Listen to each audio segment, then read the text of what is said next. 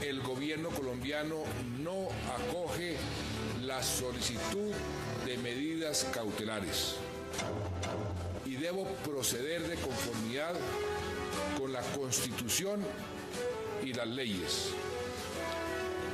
En consecuencia, y dada la urgencia de no continuar con el estado de incertidumbre, designo al doctor Rafael Pardo Rueda, actual ministro del Trabajo, para que se encargue de la Alcaldía Mayor de Bogotá.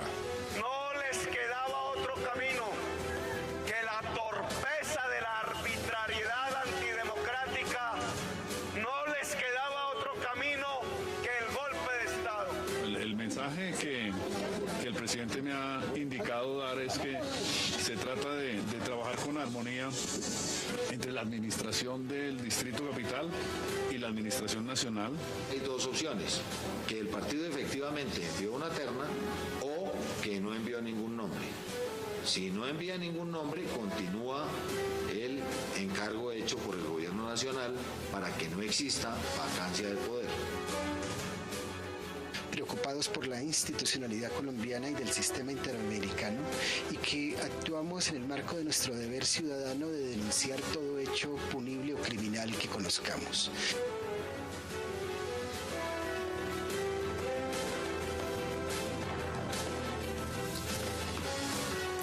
Bienvenidos a 360 grados, una visión global de la noticia, un espacio para debatir sobre todo lo que sucede en Colombia y en el mundo. Veíamos las imágenes y de inmediato entramos al debate. Y para eso le damos la bienvenida a Sandra Borda, al concejal Antonio Sanguino, a Alfredo Ramos y a Francisco Bernate. Sandra, qué placer. Caballeros, gracias por aceptar la invitación. Disculpan la voz.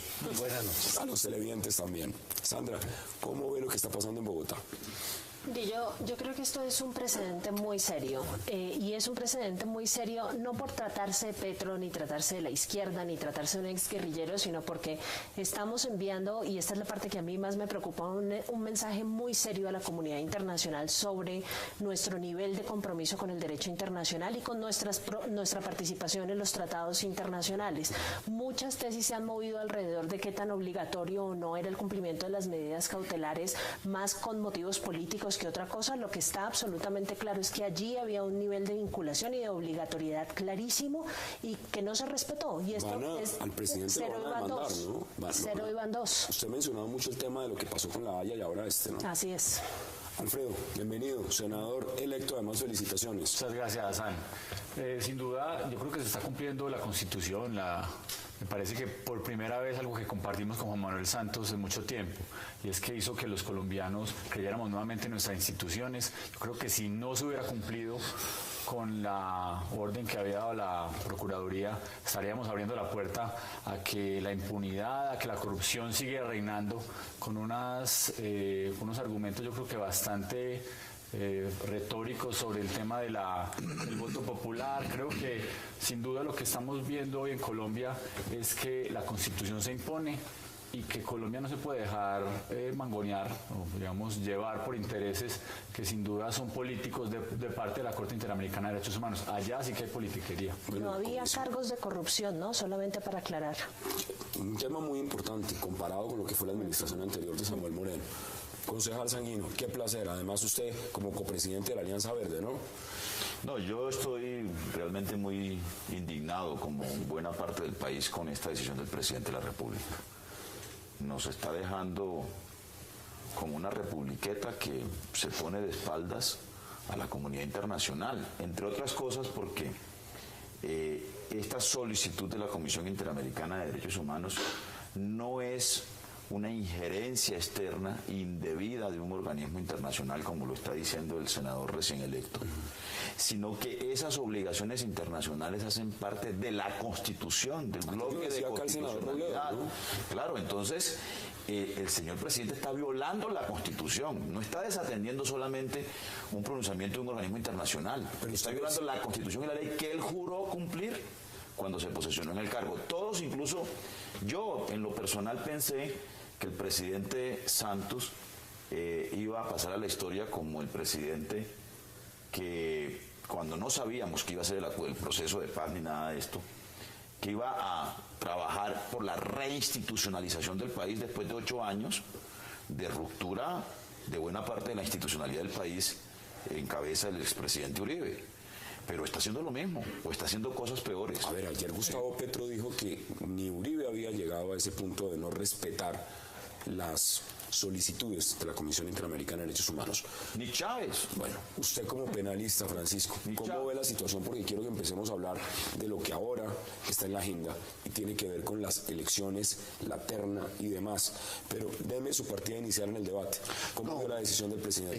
Mi partida inicial está muy en sintonía con lo que decía Sandra. Yo creo que aquí una cosa es el debate de fondo y otra cosa es intentarlo personalizar. Aquí el asunto no es si es el señor Petro, la izquierda, la derecha o el centro. Esta es una realidad, Hassan, y es que las instituciones internacionales hasta ahora se respetaban por todos los países del planeta, sin importar si se está de acuerdo o no, sin importar con la persona de que se trate o no, Hassan. Pero es muy triste ver cómo Colombia, no solamente 2 veces como la notaba Sandra, sino cada que Colombia pierde un pleito en el exterior, busca la forma de evadirse de cumplirlo. Entonces ya nos condenaron por la masacre de Santo Domingo, dijimos es confuso, no lo aplico. Nos perdimos el caso de La Haya, decimos es inaplicable.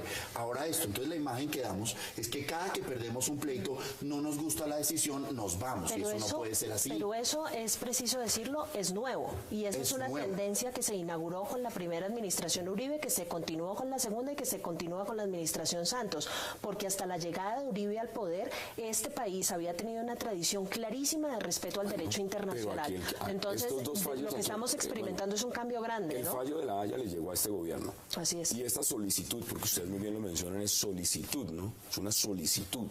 De la CDS le llegó también a este gobierno. Es una solicitud para aclarar que la Corte Constitucional colombiana en varias sentencias ha insistido que es de carácter obligatorio, de obligatorio cumplimiento para el Estado colombiano. Entonces, no solamente estamos desobedeciendo la Constitución del 91, sino que también estamos desobedeciendo a la Corte Constitucional, que ayer un abogado del gobierno dijo que ya teníamos que empezar a bajarnos del bus de la Corte Constitucional, porque eso de obedecerle y darle la razón todo el tiempo no es tan recomendable. Pero además hay otra cosa que a mí me parece que es importante para el debate.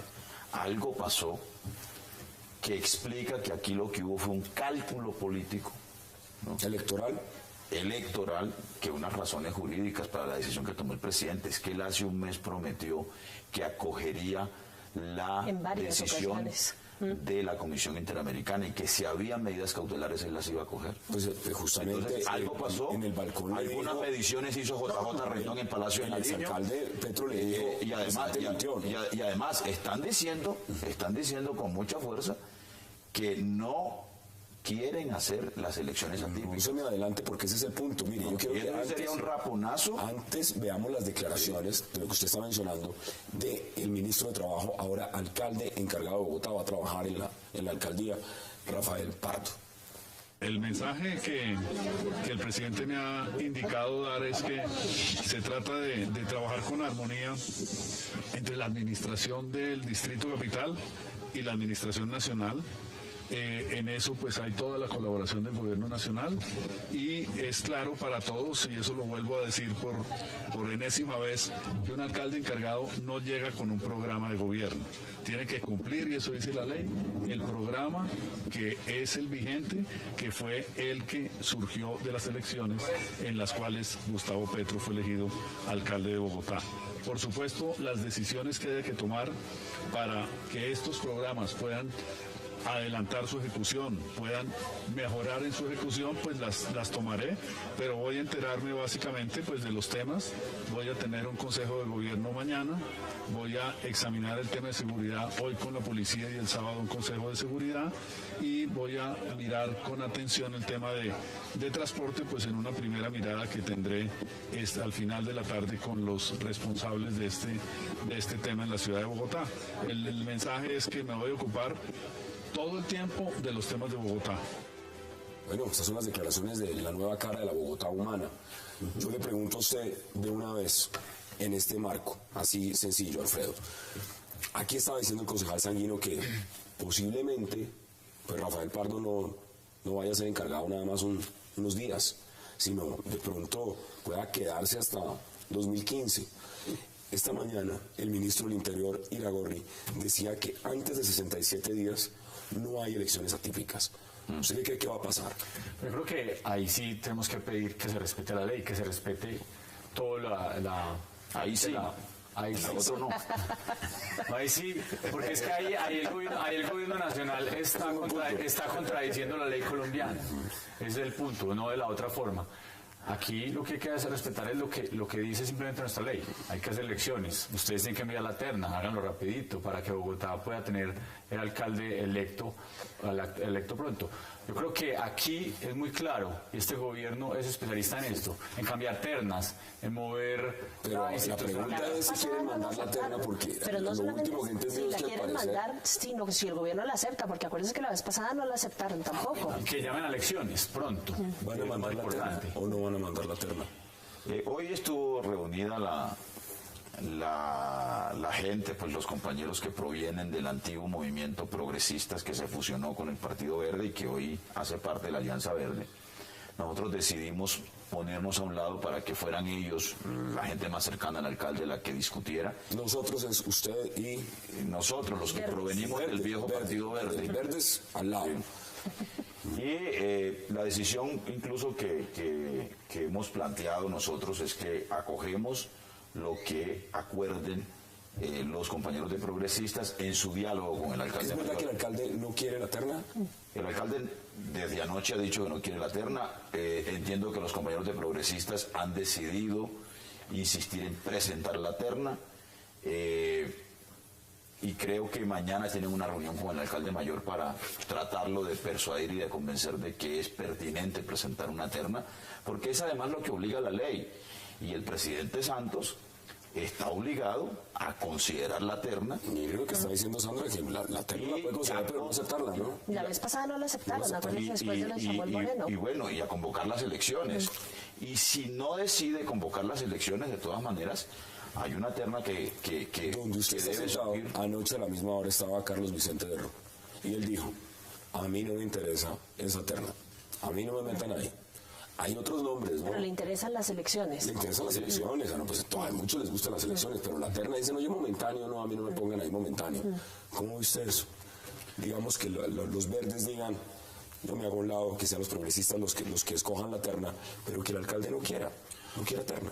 No, pues es muy lamentable que el alcalde no quiera terna, y es lo mismo que ha vivido Bogotá estos últimos meses. Es una cuestión absolutamente personalizada, donde es el señor pensando en su propio interés y no en Bogotá. Entonces, no presente terna, ¿qué significa? Que nos vamos a quedar cuántos meses en esta situación de interinidad, pero la realidad es que la Constitución es clara. Dentro de los 55 días siguientes se tiene que convocar elecciones. ¿Cuál Constitución? La que acaban de decir que no aceptan la decisión de la Comisión Interamericana. Pues la Constitución colombiana, pero pues sí, pues me la pone muy difícil porque eso no se aplica. Es que no les alcanzó la mermelada nacional y necesitan la mermelada distrital. Pero es muy triste, pues, fíjese, yo creo que primero hay que darle un poco el beneficio de la duda a Petro, porque, bueno, es que hace menos de 24 horas lo sacaron a sombrerazos. Entonces, después de una sacada de esa naturaleza, no se puede esperar que salga ya a presentar la terna y a seguir todas las trayectorias institucionales posibles después de esto. Pero sombrerazo Procuraduría, tutelatón, todas esas sombrerazos. Precisamente por eso es que interviene la Comisión Interamericana de Derechos Humanos. Sí, es sombrerazo. Es que ese es el argumento. No, todas las garantías. El argumento por la que interviene la Comisión Interamericana de Derechos Humanos es que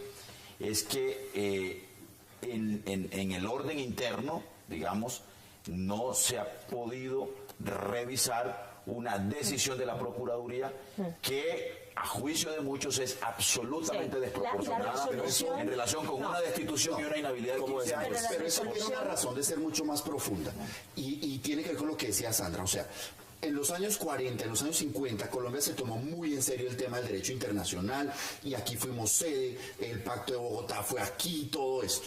De hace del que nos acabamos de salir. Y nos fuimos de ahí, imagínese usted. De hace unos 20 años para aquí, esto del derecho internacional, la Corte Interamericana en Colombia, se volvió retórica. Cuando usted quiere adornar un discurso, le mete 2 o 3 fallos y eso, pero esa no es la realidad. La Corte Interamericana tiene unos mínimos y la ley colombiana debe ajustarse a eso. Y lo que pasó aquí fue que sacaron un código disciplinario que no tiene en cuenta lo que dice la Comisión Interamericana. Sacaron un código de procedimiento penal que tampoco lo tiene en cuenta. Entonces, por eso la Comisión Interamericana tiene que intervenir. Y lo que aquí hay que decir es que interviene para cualquier persona. Lo que hizo la Procuraduría fue lo correcto de acuerdo a la ley colombiana. El problema es que la ley está mal. Como cuando una ley dice que un congresista no tiene un derecho a la doble instancia. Está mal. Pero si vamos a pedir las medidas cautelares, tienen que ser para todos, Hassan. El día de mañana yo le digo al Estado colombiano, estoy amenazado, protéjame. Me dicen, a usted no lo voy a proteger. La comisión dice, protéjalo. El gobierno dice, yo no lo voy a proteger. Esto es muy grave. Es el antecedente que está dejando. Soy yo, son pero sus hijos. adicionalmente yo creo que lo otro que hay que tener en cuenta y que es clave y que me parece muy cuestionable ese discurso de acuerdo con el cual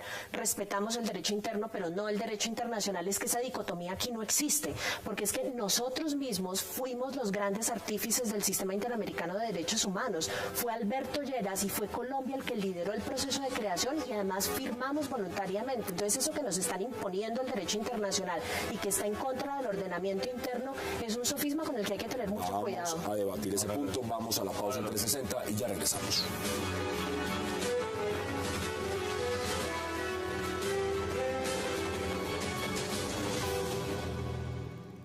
Terminados esos días, los 10 días hábiles a los que hice referencia, hay 2 opciones: que el partido efectivamente envió una terna o que no envió ningún nombre. Si no envía ningún nombre, continúa el encargo hecho por el gobierno nacional para que no exista vacancia de poder. Si envía algún nombre, hay unos días que no están establecidos en la ley para el estudio de los nombres de esa terna. Culminado este proceso, en un término que no puede ser menor de 55 días, no puede ser menor de 55 días, viene la convocatoria a las elecciones, si así fuera el caso.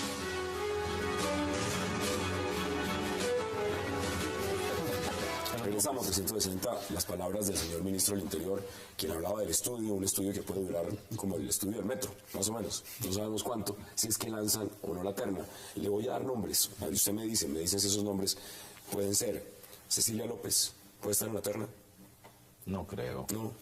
Antanas. Pero no, legalmente no tienen que ser miembros del progresismo. ¿El progresista? No legalmente. Los 3 que inscriben tienen que presentar una terna. Estar de acuerdo. No. Carlos Vicente, que no quiere. Carlos Vicente, yo creo que quiere. Yo creo que empezó a querer. Guillermo Alfonso Jaramillo hizo una super carta para Camilo Romero. Terna. Camilo Romero creo que está inhabilitado por el Senado de la República. Susana Muhammad, es la secretaria general, es otra de las personas. María Mercedes Maldonado. Tiene que haber una mujer en la terna, ¿no? Acuérdese que el estudio puede ser demorado, hay que mandar la terna, porque si no, pero ese estudio...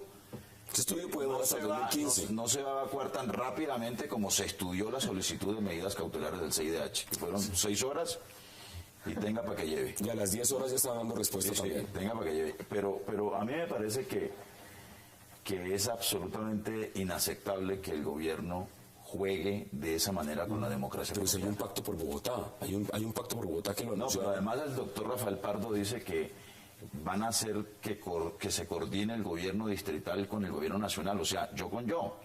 ¿Sí? Yo con yo, y yo esperaría que no nos trajeran el modelo de seguridad urbana de Buenaventura. Bueno, aquí todo es posible. O el modelo de gerencia pública de Gramalote. Pero lo interesante del caso es que este no es el inicio del juego del gobierno con este asunto, porque acuérdese usted de la historia según la cual no había flujo de caja para hacer la revocatoria en la fecha que indicaba el término de ley que había que hacerse. Es una cosa rarísima, ¿no? Porque yo no había oído hablar del flujo de caja al interior del gobierno, eso me sonaba a banco, pero ahora resulta que sí al gobierno le puede tomar tiempo hacer una revocatoria de estas. Entonces, depende de la conveniencia política, las cosas se demoran o se tramitan rápidamente, pero lo que sí hay que tener claro, Hassan, y yo creo que esto es un elemento que hay que introducir en la discusión, es que yo no creo que estaríamos en este escenario si la reelección no existiera. La reelección cambió la forma de hacer cálculos políticos en materia de derecho internacional y en materia de política interna. Mire, y eso puede ser la razón por la cual antes de Uribe respetábamos el derecho internacional. Usted es muy respetuoso al derecho internacional. Y eso quiere decir, Hassan, si me lo permites, que el presidente se comportó como candidato y no como jefe. Bueno, pues en campaña, es candidato a presidente, ¿no? Ahora, usted es muy respetuoso al derecho internacional, pero hay críticos de la OEA muy fuertes también. Sí. Dicen, la OEA parece hoy en día un parlamento andino. Nadie le para bolas, allá no sucede nada, lo que se haga no lo respeta a nadie. Es más, creemos la CELAC, creemos UNASUR, creemos el ALBA. Pero la única parte que funciona del sistema interamericano es la parte relacionada con derechos humanos. La relatoría de libertad de expresión. Esa es la razón por la cual a Venezuela no le gusta, esa es la razón por la cual a Ecuador no le gusta, a Brasil no le está empezando a gustar y ahora a Colombia tampoco, porque es la única parte que funciona.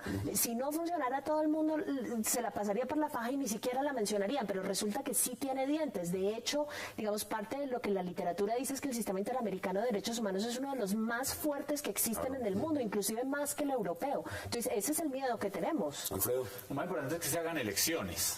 ¿Pero usted cree que se van a hacer elecciones? Vuelvo al tema. Parece ser que el ministro de Trabajo está encargado. Si se respeta la ley de la Constitución, se tienen que hacer elecciones. No importa el tema si diana o no terna, con el respeto ni los nombres, pues a nosotros nos tiene eso sin importancia desde el punto de vista político. Yo creo que aquí hay una clara institucionalidad que requiere elecciones, que es lo que llama la ley. Pero si hay elecciones, vamos a estas elecciones pasadas de Congreso.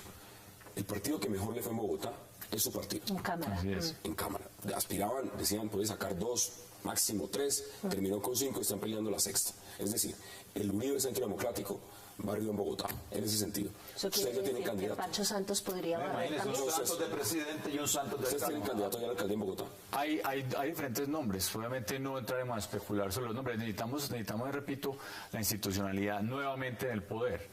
Y elecciones llamadas. Pero no es especular, mire, le cuento. Aquí estoy leyendo. Uribismo dio a conocer ya 5 propuestas para recuperar el rumbo en Bogotá. O sea, usted ya tiene la mira en Bogotá. Nosotros siempre hablamos de ideas, de propuestas, de proyectos. Los nombres son secundarios. El único nombre que le importa es Uribe. De resto, nosotros no. Pero es nuestro gran líder, nuestro gran jefe. Pregunta sobre esto. ¿Ustedes apoyarían, el Centro Democrático como partido apoyaría la candidatura de Pacho Santos a la alcaldía de Bogotá o no? Yo creo que son cosas que hay que pensar en su momento. Sin duda, porque Pacho Santos es uno de todos los nombres que va a entrar a la baraja de precandidatos. ¿Usted cree, Francisco Bernate, que ya están pensando justamente en eso y están diciendo, mire, al gobierno de la Unidad Nacional, pues ya no está el alcalde Petro, claro, que se quede Rafael Pardo hasta el 2015, no nos va tan mal?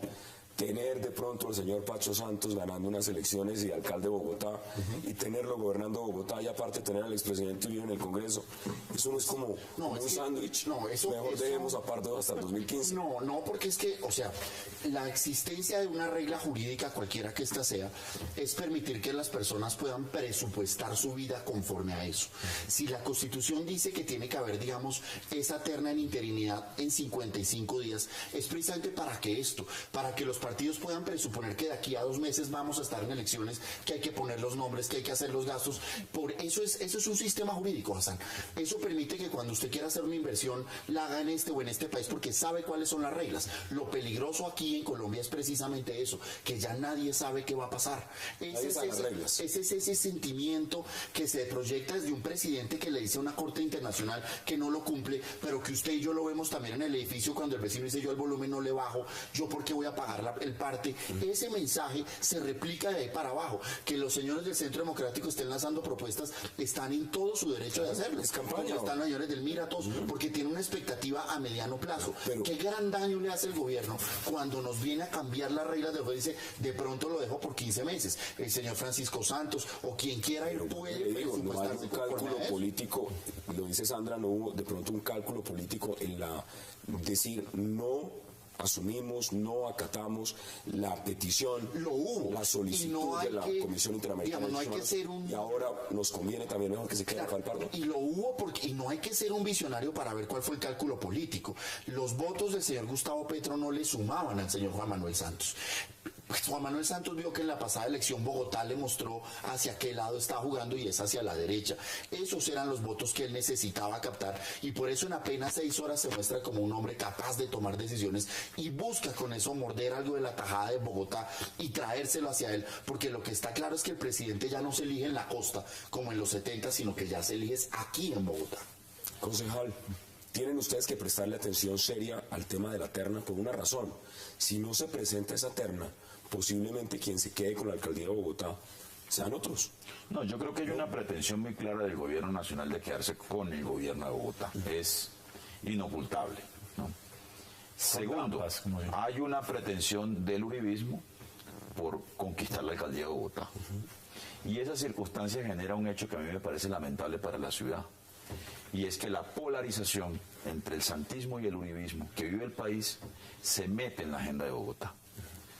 Y yo creo que, siendo sensatos, lo que la ciudad necesita es superar esta situación de interinidad en la que ha estado y construir consensos por fuera de esa polarización que nos puede traer un enfrentamiento entre un gobierno nacional que pretende asaltar el gobierno de Bogotá y quedarse con él, o las pretensiones animadas, por supuesto, por el resultado electoral del 9 de marzo, del contradictor de la derecha, de Santos, que ahora, es el presidente Uribe y el centro. Menos de 3 minutos y tenemos que redondear este tema, Sandra.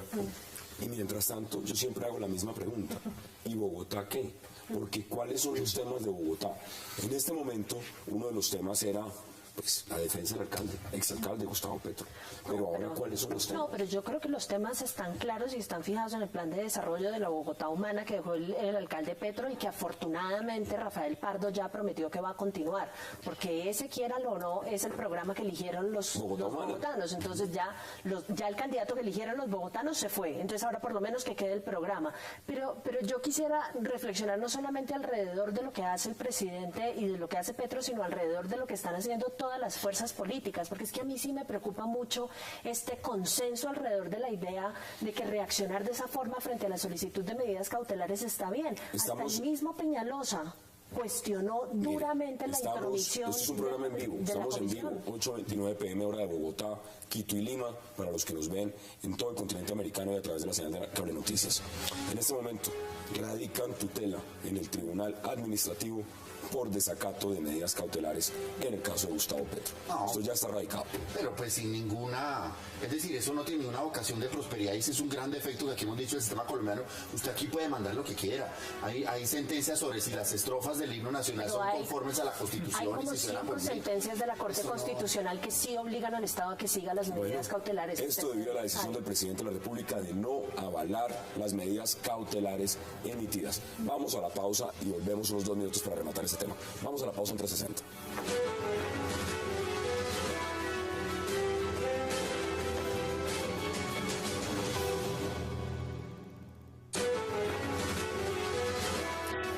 Regresamos a 360 y vamos a concluir este tema.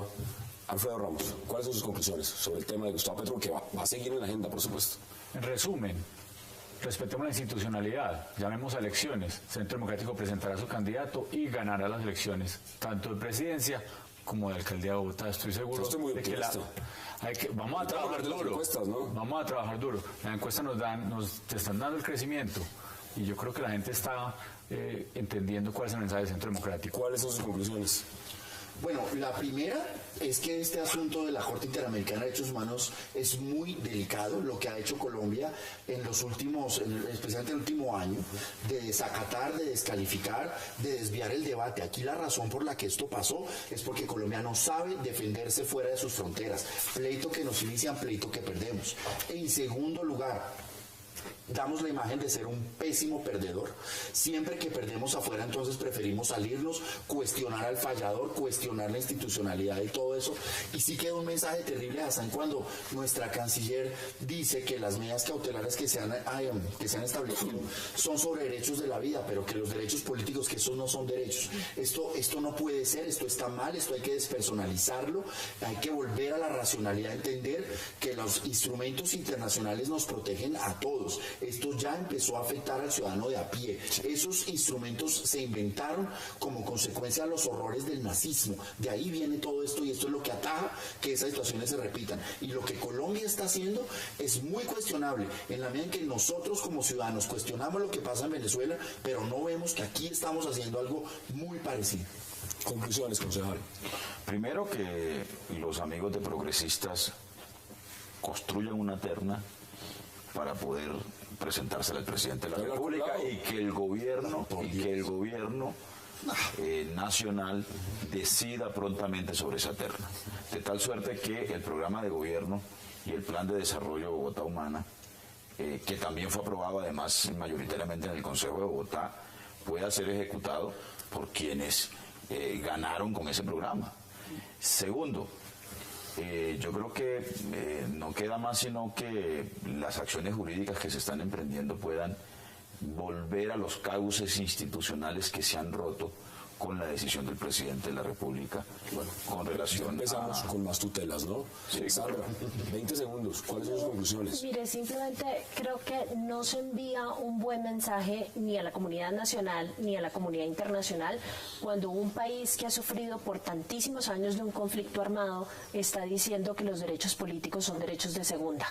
Así ese mensaje le llega a las FARC en la mesa de negociación y así ese mensaje le llega a la comunidad internacional. Entonces, ¿cómo vamos a decir después que el asunto en este país no es de exclusión política?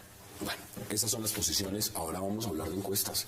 Y tengo dos encuestas. Son dos fotos de grandes medios. ¿Por cuál quieren empezar? ¿Por la que es más favorable a quién? Porque realmente cuando uno ve las encuestas, yo sé que está todas las mañanas mirando encuestas. Peñalosa. ¿Dónde gana y dónde pierde Peñalosa? Bueno, mire, le voy con la primera y ya estamos viendo las gráficas. En el caso potencial de si las elecciones para presidente fueran mañana, y ahí están los televidentes viendo los resultados. Sandra, ¿quién vio usted punteando?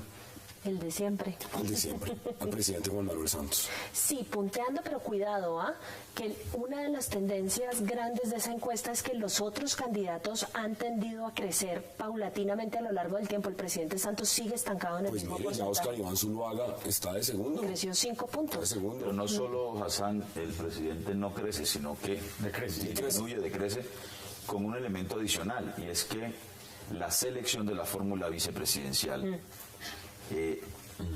digamos, fue motivada con la idea de ganar en primera vuelta. Así es. Y entonces Vargas Lleras no solo no le permite ganar en primera vuelta, sino que además lo tira para abajo. ¿No? Y estaba en el 28%, en esa misma encuesta está en el 24%. Estas encuestas lo que están diciendo, Francisco, también es lo que está diciendo el concejal Sanguino. Aquí hay segunda vuelta. Sí. Aquí hay segunda vuelta. Sí, no, ya no gana por W. No gana. Ya eso está jugado. Pero entonces en ese escenario la foto que importa tal vez no es tanto la primera, sino la segunda. ¿Cuál sería un escenario de segunda vuelta? Y ahí qué va a ser lo importante? ¿Cuáles van a ser las coaliciones? ¿Y cuáles van a ser los movimientos que se van a adherir a quién? Porque el problema no está en la primera, aquí el problema está en la segunda. Lo interesante en esa segunda vuelta es que lo que dice la encuesta de Gallup es que absolutamente todos los candidatos están exactamente en las mismas condiciones frente a Santos. ¿Sí? Nadie le logra sacar un porcentaje mayor a Santos en la segunda vuelta, ninguno. Ni Clara, ni Oscar Iván Zuluaga, ni Marta Lucía, ni Peñalosa. Todos tienen exactamente la misma diferencia. Lo que quiere decir que ninguno de los que está detrás de Santos es potencialmente más fuerte que el otro. Pero yo sí quisiera preguntarme por qué estas dos encuestas son tan distintas a las dos encuestas que conocimos el fin de semana. Bueno, recuerden que eso es una foto, es como que usted se levanta el lunes, se toma la foto. Es una foto, pero por ejemplo, en el caso de Peñalosa ganó en segunda vuelta en otra encuesta. Sí, claro, pero en el caso de Peñalosa no he visto que, por ejemplo, la campaña de Peñalosa hubiese cometido un error tan protuberante como para que la foto cambiara de esa manera. ¿No? Es que cambia todos los días por 1000 situaciones. En la segunda vuelta, en esta encuesta, estos serían los resultados. También son tipos de encuestas distintas, por eso muestras distintas, etcétera. En la segunda vuelta en esta encuesta. Pero sí llama mucho la atención ¿no? que sean tan distintas. ¿No? ¿Sabe Con Enrique Peñalosa le gana el presidente. Explica el asunto, lo explica que una de las encuestas tiene un sesgo en la muestra mucho más urbano y Peñalosa es mucho más fuerte en las ciudades grandes que en las zonas rurales, mientras que la otra encuesta recoge muchas más respuestas de zonas rurales. Eso explica parcialmente la diferencia. Hay cosas que muestran una tendencia clara. Primero, que todos los candidatos suben excepto Santos, que baja. La pregunta es si a este paso Santos va a llegar a la segunda vuelta. Y si más bien dos candidatos no sean capaces de tumbarlo. Hacia allá vamos. Empecemos a mirar esto con detalle, porque yo creo que si las cosas siguen así, veremos a Santos fuera de la segunda vuelta. Lo otro es que Santos llegó al tope hace rato, a su techo, hace mucho tiempo. La gente no quiere la reelección. Colombia no quiere la reelección. Por eso Colombia está buscando alternativas. Apenas la gente está empezando a darse cuenta de la campaña presidencial, la campaña Congreso. De acuerdo. La campaña Congreso llegó. Uno tendría que hacer una campaña muy, pero muy mala en la vida para que teniendo en las manos todo el aparato del Estado para reelegirse no salga en la primera vuelta. Sí. O sea, no pase la segunda vuelta. No pase la segunda o sea, vuelta. y cuando hablo del aparato del Estado hablo de toda la mermelada. Digamos. A mí me decía un congresista nuestro que los congresistas de la Unidad Nacional estaban muy contentos con las encuestas del fin de semana. ¿Por qué estaban contentos? Porque después de las elecciones de marzo, el gobierno se había prácticamente desentendido de los congresistas. Con las encuestas los volvieron a llamar para una pasadita de mermelada de nuevo, ¿no? Para poder asegurar. No, pero las elecciones presidenciales en Colombia son muy diferentes. O sea, está demostrado que usted con solo mermelada no va a ganar una elección. Eso no quiere decir que no lo hagan. Pero eso no puede decir que no, eso no quiere decir que no lo hagan. Claro que lo van a hacer. Pero lo que se ha no suficiente. Por fortuna que hay un margen de voto de opinión, de voto que no está amarrado a las maquinarias. Es claro. Que se espera sobre todo en las elecciones presidenciales. Sería el escenario con Óscar Iván Zuluaga en una segunda vuelta, ¿no? Gana también el presidente Juan Manuel Santos.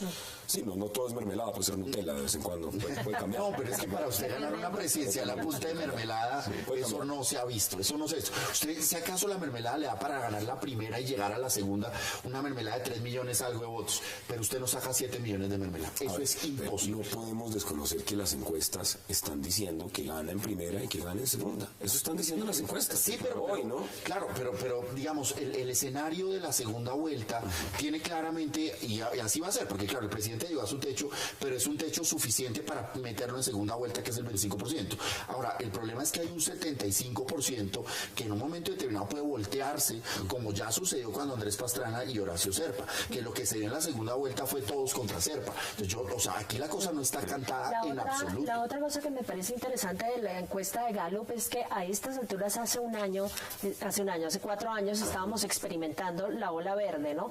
Lo que esta encuesta muestra es que las probabilidades de que ocurra una ola verde, no necesariamente el Partido Verde, pero digamos que se dispare a alguien que esté atrás en las encuestas a estas alturas y al tiempo que llevamos de las elecciones es muy improbable. Pero yo sigo insistiendo en lo siguiente, es que las dos encuestas que conocimos el fin de semana también mostraban un hecho que me parece a mí que es muy relevante en el examen de estas encuestas, y es que o en el examen del clima político que el país está viviendo, y es que el voto en blanco se había desplomado y se había repartido entre las distintas opciones presidenciales.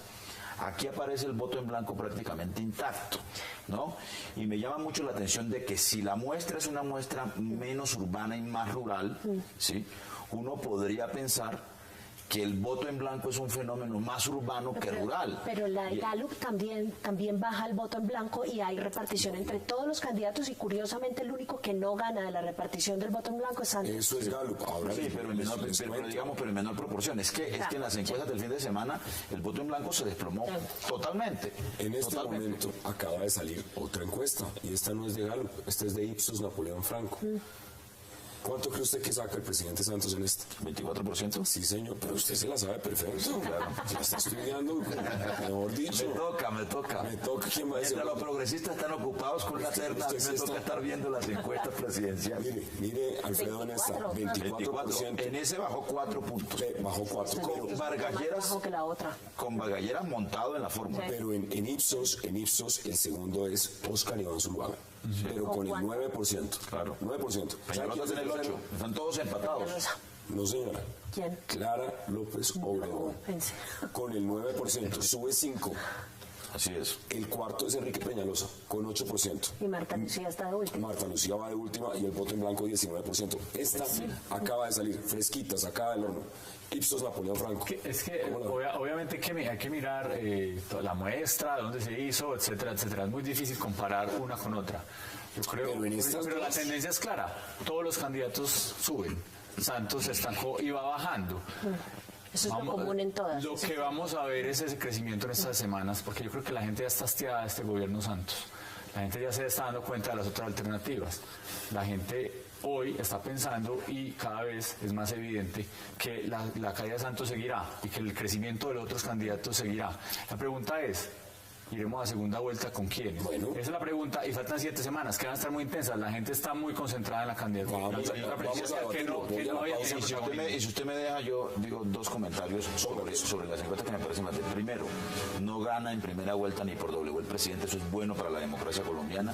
Y segundo, vamos a tener 2 vueltas presidenciales que permite un debate mucho más rico en la elección presidencial. Vamos a la pausa en 360 y ya regresamos.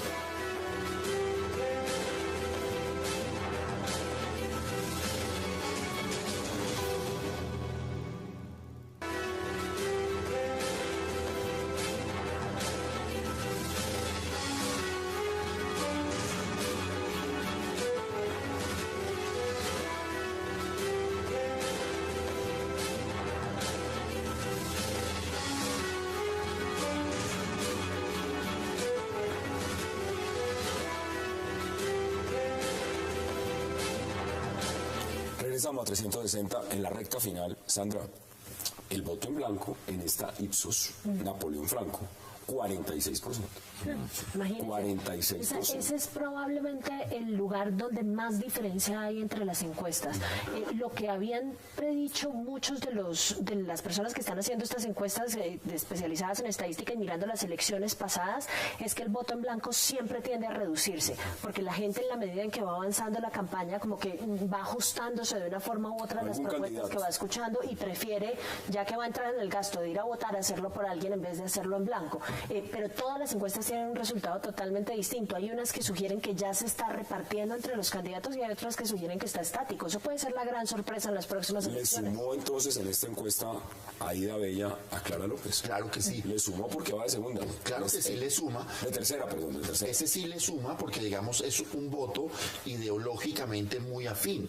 El de la Unión Patriótica y el del Polo Democrático, en últimas, es un voto de izquierda. Entonces esos votos sí son endosables. Pero entre el Centro Democrático, el Partido Conservador, la U, donde puede haber una mayor movilidad, si usted observa, muchos de ellos han trasegado por uno y por otro. Pero el voto no es endosable. La gran pregunta, Hassan, es ¿quién tiene la posibilidad, la potencialidad de crecer?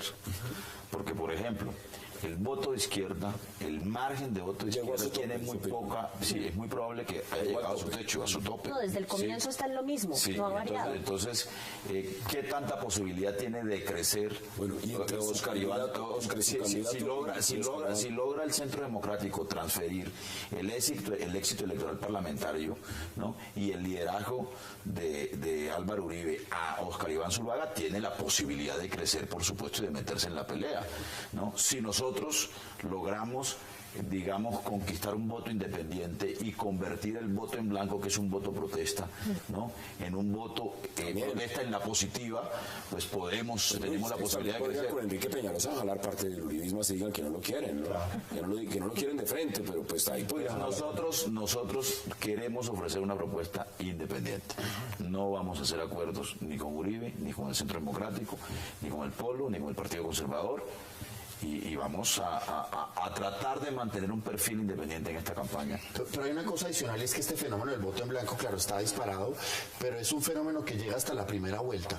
Es decir, ya en la segunda vuelta, donde usted tiene 2 opciones, 2 modelos, uno de continuidad o uno cualquiera que se proponga como de ruptura, el ciudadano toma o lo uno o lo otro. El voto en blanco en la segunda vuelta en Colombia ha sido normalmente muy bajo y esta no va a ser la excepción porque lo que está en juego es mucho. Un punto, Alfredo, y es el siguiente. En este momento, pues está cantada la segunda vuelta. Usted es muy optimista. Usted dice Oscar Iván Zuluaga va a subir y llega a la segunda. Y está creciendo entonces, está en segunda vuelta en todas las ¿Usted considera que todas no? En las del fin de semana no estaba en segunda vuelta. Ya estaba, ya aquí marca. Sí, pero no estaba en segunda vuelta, estaba Peñalosa con Santos. Es muy temprano todavía para Yo creo que Colombia va a elegir entre dos modelos. El modelo, si quiere, el modelo del continuismo, de la trampa, de la ineptitud, de la mediocridad, de las mentiras, que es lo que representa Santos, o un modelo de recuperación del rumbo, de decencia, de honorabilidad, de trampa, de honorabilidad, de inteligencia, que es lo que representa Oscar Iván Zuluaga. Ahí está lo que Colombia tiene. Yo no lo veo muy convencido ese discurso. No, ¿cómo le parece pues que el uribismo nos va a dar a nosotros lecciones de cero trampa? Pues se las dimos en estas elecciones, les dimos con toda la austeridad, con toda la decencia, recorriendo los municipios. Con la campaña más austera, después sumamos a ver cuánto costó la campaña del Congreso del Partido Verde y cuánto costó la del Le hacemos la cuenta cuando quiera. Y veamos quién hizo la campaña austera. Ni siquiera examinamos las fuentes de financiamiento también. Pero a estas alturas del paseo y teniendo en cuenta lo que pasó esta semana con el alcalde Petro, yo creo que es bien difícil de vender esa historia de acuerdo con la cual el uribismo y el santismo son dos cosas completamente distintas. Yo a estas alturas del paseo veo más continuidades que diferencias. Si uno quiere pensar realmente en una forma alternativa de hacer política exterior, por ejemplo, o de lidiar con la legalidad, tanto nacional como internacional, yo creo que uno tiene que pensar en alternativas distintas, porque eso al final viene siendo lo mismo. Pero a ver, ¿me está diciendo usted que en segunda vuelta vencen al presidente Santos o usted no lo ve así? Yo no creo que alcance. No creo que alcance, no. Ninguno de los que Pero están. realmente el argumento que estoy tratando de hacer es que no importaría, porque sería más de lo mismo. Yo estoy muy de desacuerdo. No, yo creo que sí. Es decir, yo creo que pueden haber puntos en común en cuanto al modelo económico, en cuanto a muchas cosas, pueden haber puntos comunes. Pero sí creo que pueden haber matices diferenciales entre un candidato del Centro Democrático y uno de la U en puntos como la política exterior, tal vez sí, tal vez no. Nosotros desafortunadamente eso no nos lo tomamos en serio desde nunca. Eso nosotros tenemos un presidente al que le quitaron la visa en los Estados Unidos. Arranquemos pues de ahí. Ahora, pero más allá de eso sí creo que pueden haber puntos diferenciales. Desafortunadamente sí tenemos que decir que no son radicalmente diferentes, salvo quizá el modelo que ofrece Clara López puede ser el candidato más diferenciable de lo que ofrecen los otros cuatro. Pero si usted le pregunta al uribismo que son iguales a la Unidad Nacional, le van a decir que no. No, naturalmente no, pero porque la Unidad Nacional mostró una cara y después presentó otra. Es que lo que ha hecho la Unidad Nacional es impresentable la forma en que ha conducido este país en estos 4 años en muchos aspectos, Hassan. Acá lo dijimos, usted no tiene cómo presentarle al país un aumento del salario mínimo en 24.000 pesos y una multiplicación de un día a otro del salario en Congreso. Pero yo sí creo que hay, digamos, y yo no soy santista, pero yo sí creo eso sí está claro. Yo sí creo que hay una diferencia entre el santismo y el uribismo con relación a un punto nodal en la agenda política nacional, que es el tema de paz o guerra. Sí, y yo creo que ese es un elemento, por supuesto, diferenciador, que no es cualquier elemento, pero lo que sucede... En las encuestas está de último en las prioridades que le otorga la gente a los temas nacionales. Sí, al margen de la importancia que tenga para el ciudadano y para el votante, esa sí es una diferencia sustancial en cómo se enfrenta el conflicto armado. Pero además hay otra cosa adicional, hay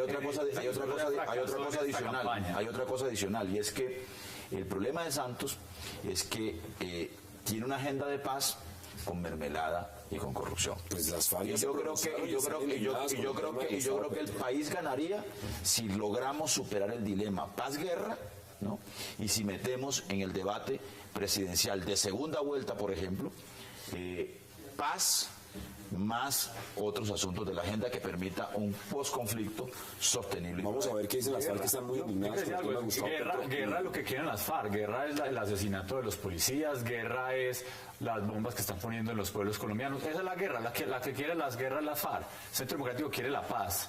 Lo que pasa es que el modelo y las condiciones son muy diferentes. Aquí no nos arrodillamos a los 230 millones de pesos en los últimos 10 años en presupuesto militar es guerra. Pero eso se ha mantenido, O sea, si usted dijera que en este gobierno se redujo, el discurso sería claro. Eso es seguridad, autoridad. Pero si hay una agenda de negociación que es distinta a la agenda del presidente. Pero lo que usted no puede plantear es una división entre un pasado, un futuro de paz o de guerra. Esa no es la elección.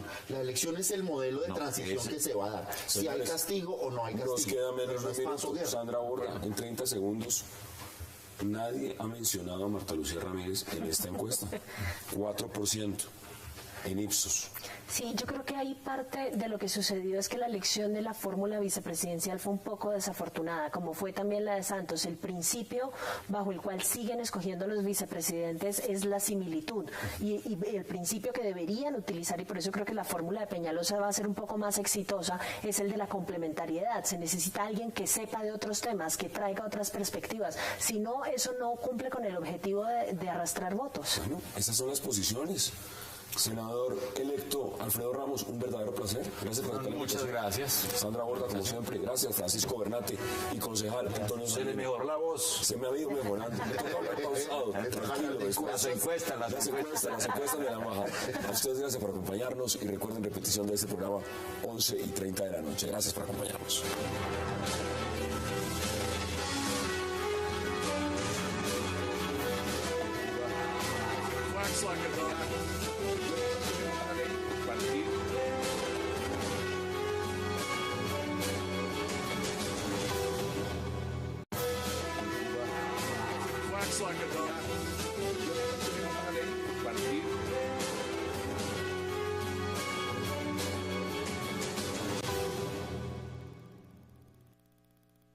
El gobierno colombiano no acoge la solicitud de medidas cautelares y debo proceder de conformidad con la Constitución y las leyes.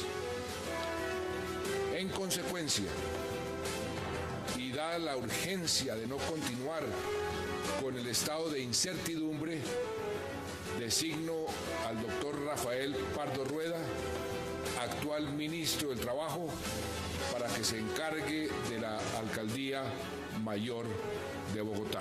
No les quedaba otro camino que la torpeza de la arbitrariedad antidemocrática. Comparado con lo que fue la administración anterior de Samuel Moreno. Concejal Sanguino, qué placer. Además usted como copresidente de la Alianza Verde, ¿no? No, yo estoy realmente muy indignado, como buena parte del país, con esta decisión del presidente de la República. Nos está dejando como una republiqueta que se pone de espaldas a la comunidad internacional, entre otras cosas porque esta solicitud de la Comisión Interamericana de Derechos Humanos no es una injerencia externa indebida de un organismo internacional, como lo está diciendo el senador recién electo, sino que esas obligaciones internacionales hacen parte de la Constitución, del bloque de constitucionalidad. Claro, entonces el señor presidente está violando la Constitución, no está desatendiendo solamente un pronunciamiento de un organismo internacional, pero está violando la Constitución y la ley que él juró cumplir cuando se posesionó en el cargo. Todos incluidos. 0 iban 2. Usted mencionaba mucho el tema de lo que pasó con la Haya y ahora ¿no? Así es.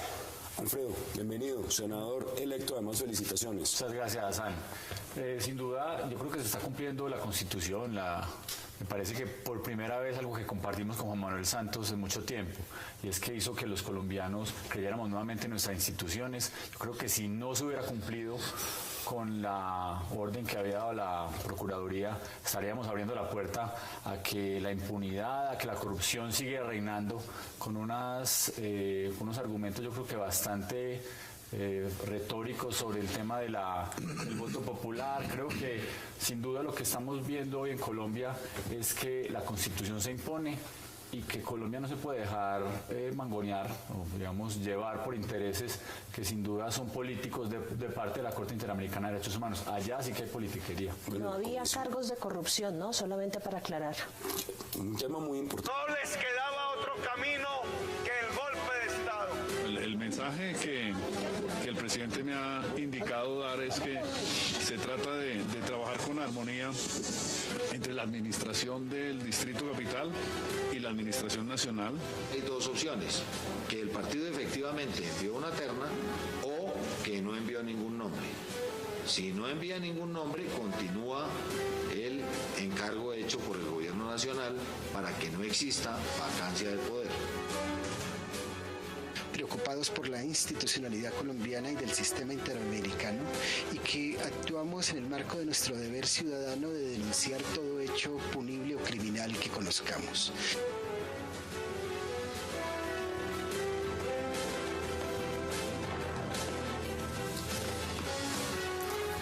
Bienvenidos a 360 grados, una visión global de la noticia, un espacio para debatir sobre todo lo que sucede en Colombia y en el mundo. Veíamos las imágenes y de inmediato entramos al debate. Para eso le damos la bienvenida a Sandra Borda, al concejal Antonio Sanguino, a Alfredo Ramos y a Francisco Bernate. Sandra, qué placer. Caballeros, gracias por aceptar la invitación. Disculpan la voz. Buenas noches. A los televidentes también. Sandra, ¿cómo ve lo que está pasando en Bogotá? Yo creo que esto es un precedente muy serio y es un precedente muy serio no por tratarse de Petro, ni tratarse de la izquierda, ni tratarse de un exguerrillero, sino porque estamos enviando, y esta es la parte que a mí más me preocupa, un mensaje muy serio a la comunidad internacional sobre nuestro nivel de compromiso con el derecho internacional y con nuestra participación en los tratados internacionales. Muchas tesis se han movido alrededor de qué tan obligatorio o no era el cumplimiento de las medidas cautelares, más con motivos políticos que otra cosa. Lo que está absolutamente claro es que allí había un nivel de vinculación y de obligatoriedad clarísimo y que no se respetó. Y esto al presidente lo van a demandar, ¿no?